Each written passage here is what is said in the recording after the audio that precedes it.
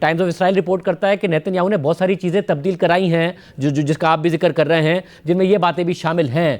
تو جب وہ پہلے ہی اپنی عوام سے یہ کہہ رہے ہیں تو آپ کو لگتا ہے اسرائیل خود پاسداری کرے گا اس منصوبے کی؟ مجھے تو یہی لگتا ہے کہ اصل میں تو اس منصوبے کو جو سبوتاژ کرے گا وہ اسرائیل کا دایاں بازو کرے گا، کیونکہ وہ تو بہت آگے جا چکے ہیں اپنے موقف کے اندر۔ وہ تو گریٹر اسرائیل کی طرف جا رہے ہیں اپنی سوچ میں، وہ تو باتیں کر رہے ہیں کہ ہم اور سیٹلمنٹس کریں گے، وہ تو اینیکسیشن کی بات کر رہے تھے۔ اگر آپ کو یاد ہو تو چند دن پہلے متحدہ عرب امارات کے وزیر خارجہ آ، شیخ عبداللہ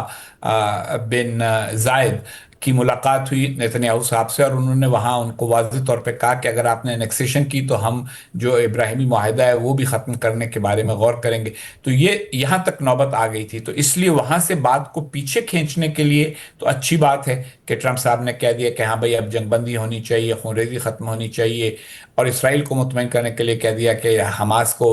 غیر مسلح کیا جانا چاہیے۔ لیکن کیا کیا جانا چاہیے کہنا تو بہت آسان ہوتا ہے، آپ اور میں بہت کچھ کہتے رہتے ہیں،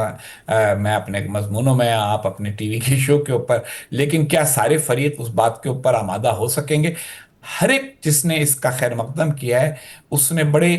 دلچسپ انداز سے اپنا خیر مقدم مشروط بھی بنایا ہے۔ اگر آپ جو مسلم ممالک کا بیان ہے وہ پڑھیں تو اس میں بھی لکھا ہے کہ ہم خیر مقدم کرتے ہیں، ہم صدر ٹرمپ کے خلوص کی تعریف کرتے ہیں، اور انہوں نے کہا کہ اور ہماری خواہش یہ ہے کہ اس کے نتیجے میں یہ ہو جائے۔ ضروری نہیں کہ وہ ساری باتیں موجودہ شکل میں جو